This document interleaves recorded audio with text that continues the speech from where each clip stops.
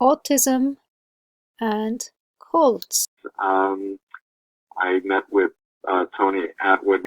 He really encouraged me to do this webinar and talked about his concerns, especially for people who are Asperger's, to be recruited into terrorist type groups, because there's a certain attractiveness with the love bombing, instant friendship, instant meaning. God has a plan for you. And the last sentence of this slide is just that it can be very confusing for family members and friends when they see someone who's on the spectrum, and all of a sudden they say that they're happy for the first time, or they've made friends for the first time, or now they know the purpose of their life for the first time, and there's a real desire not to want to take away that happiness or interfere, because the person is so enthused. But warning, because this is a horrible, non-healthy place for people. I have recently been in contact with a man who is involved with a Bible cult, the International Churches of Christ, for 24 years, and he was undiagnosed with Asperger's. And he read my book, and he reached out to me and such. And again, his family didn't, took his word for it when he said he was happy. And his family didn't understand that the cult had programmed him never to tell the outside world anything bad about his experiences. So he didn't tell his family about breaking sessions. He didn't tell anyone about the extreme amount of abuse, loneliness, phobia programming, etc. So it took him a really long time to wake up, but he finally did, which is the good news. Another person who is an ASPE was involved with Scientology for over 20 years and gave over $200,000 to it.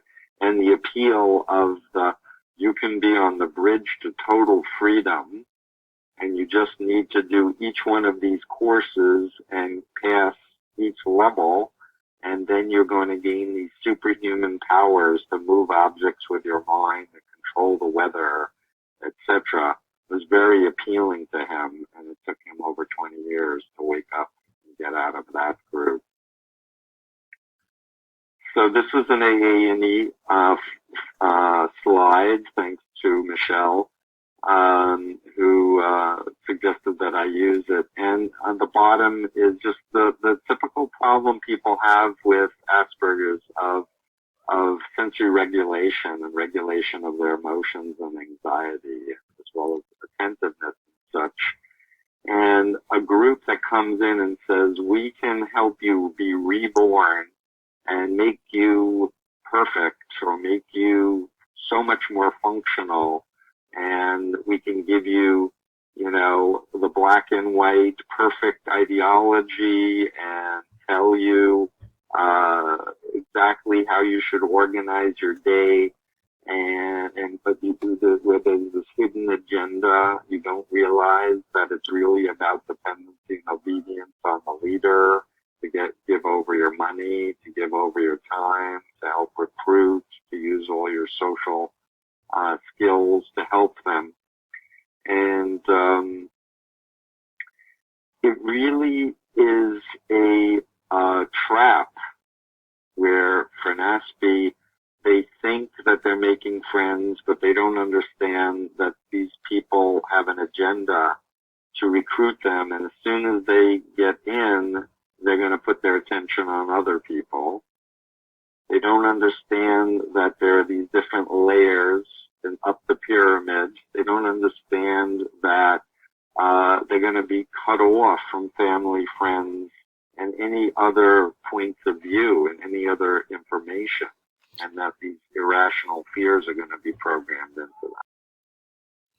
For autistics, there is a high level of anxiety and stress already present. Then, when you have this additional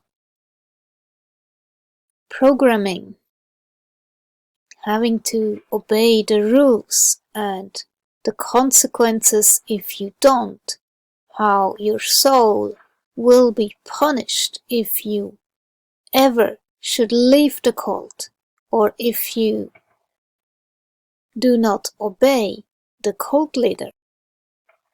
This is such a mental cage, and to get out of it is so difficult. Usually cults don't recruit people who have a visible disability.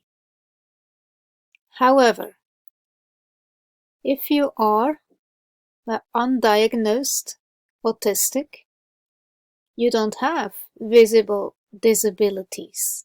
You don't know that you have special needs. And maybe for the first time you feel accepted. You always felt excluded, not being able to fit in. Maybe you never found any friends. So suddenly there are those nice people and they treat you so well. This is the love bombing phase, of course. This is not real. But as an autistic with social naivety, you don't know that. And then, when you join the cult, your rights are taken away. You are isolated from any support that is not inside the cult. And then you are trained to obey only the cult's dogma. And special needs have no place in a cult. Usually you have to follow the rules and you get very little sleep and you are constantly surrounded by cult members, and also education is prevented.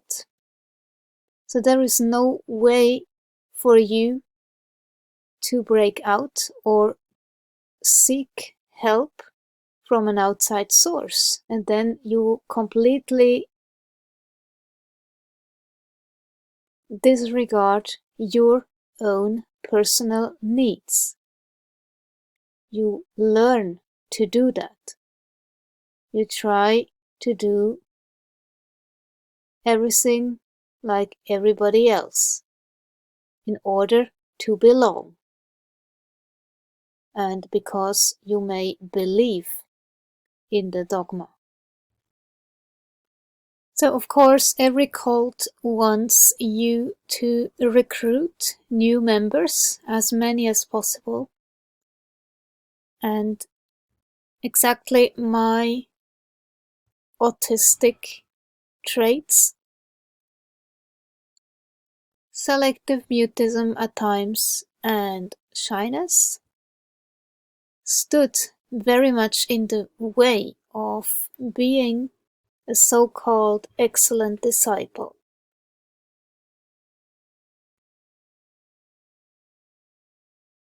And for me it was really torture to participate in all those social gatherings we had, joy days every month, celebrations where we had to come to New York twice per year. And during that time in New York, live in a house with 40 people, sleep in a room of 6 people in bunk beds, having no privacy at all ever. So of course, at some point I just had the burnout.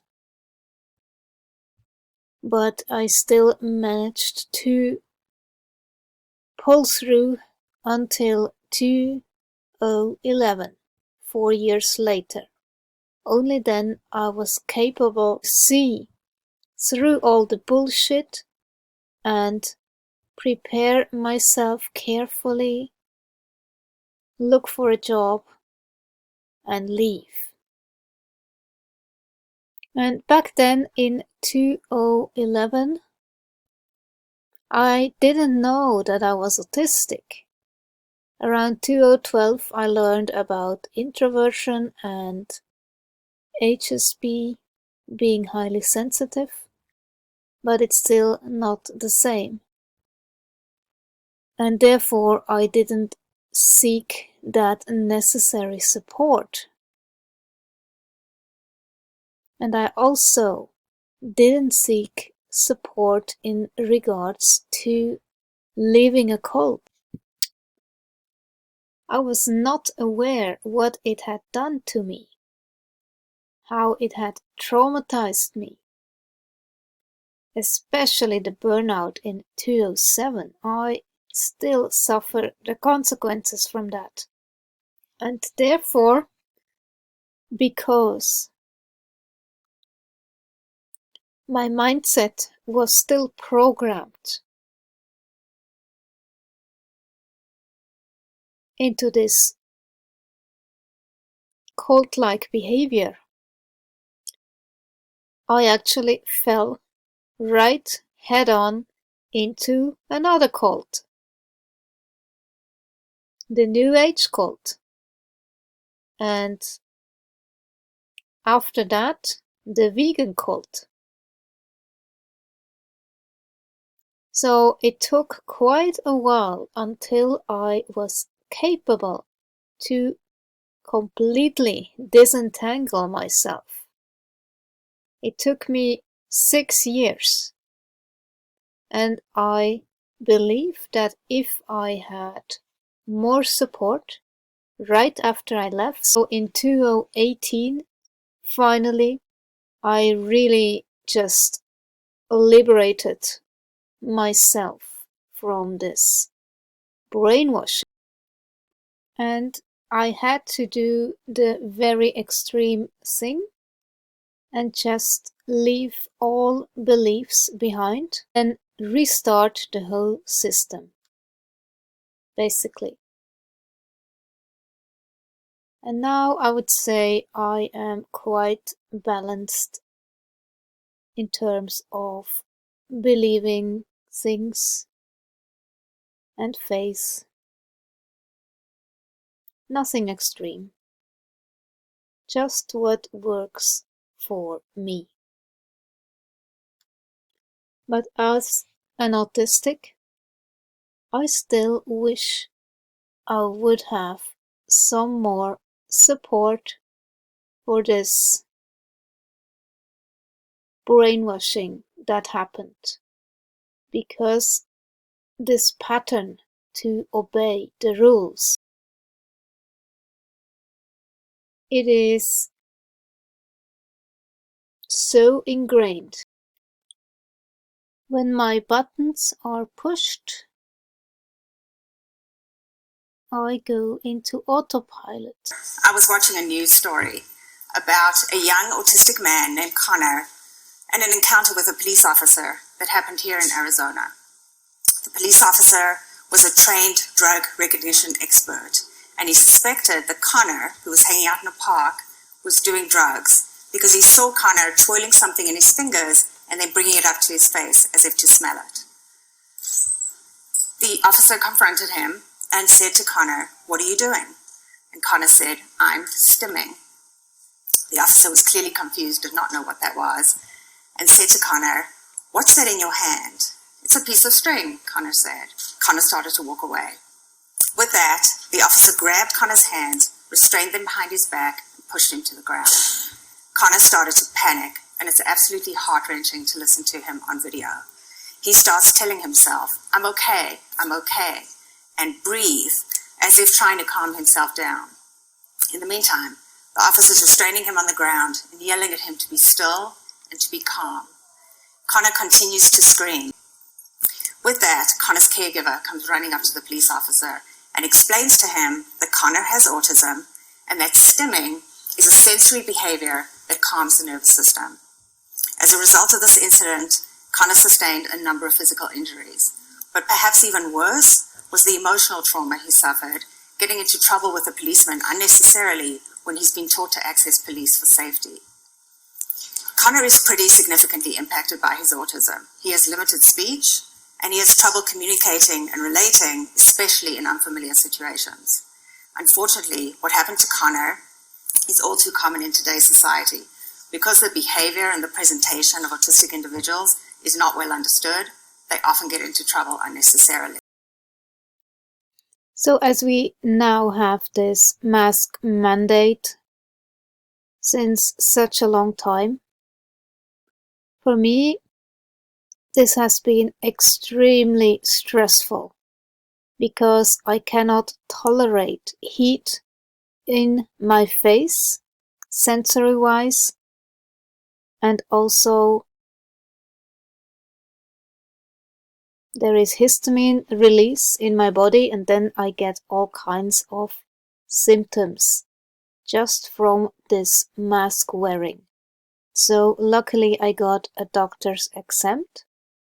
However, when policemen see me on the street without the mask, they still stop me, even though I wear this mask exempt shield around my neck. They still want to see my doctor's exempt, and they question me, and it can be so stressful. The first time this happened, I was trembling all over the place. It was so stressful for me. And then my programming kicks in, you know? It's still how I have been brainwashed by having been in a cult. And then the PTSD kicks in, and I get into a fight or flight or even freeze response. Normally, flight isn't such a good idea, so you just freeze. But then there is such a big anxiety build-up inside, because the structure is again the same. Those policemen represent somebody in power who can make me do things I don't want to do. And when the company I work for has demands and they go against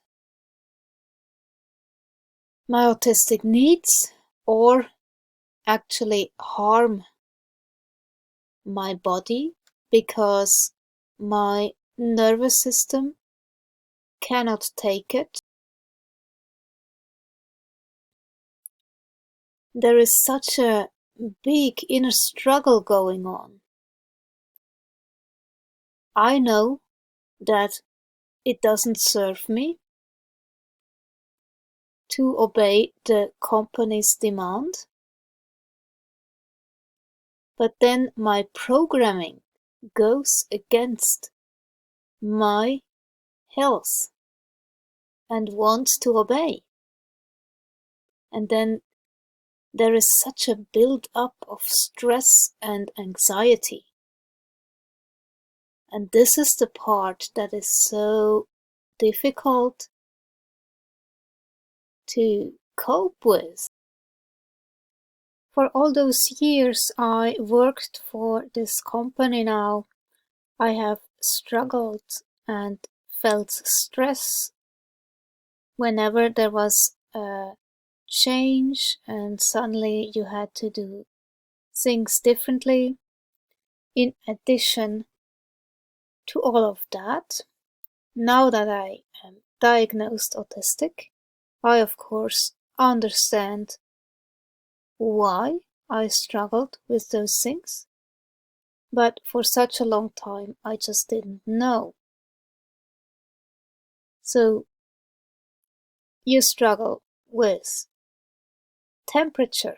For me, when it's too hot, I'm dead, I feel tired, I'm irritable, I feel more anxious, and my body is constantly overheated, and it's not pleasant to be in this state. So meltdowns happen often, and migraines also. Then you have the lighting,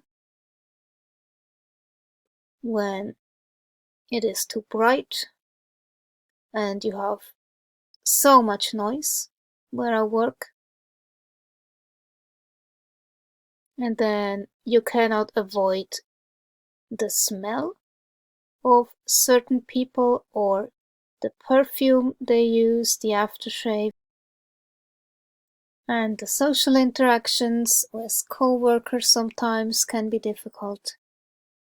Luckily, where I work, we have so many different cultures. When you are a bit weird, meaning autistic, but don't know it, for co-workers it's not an issue.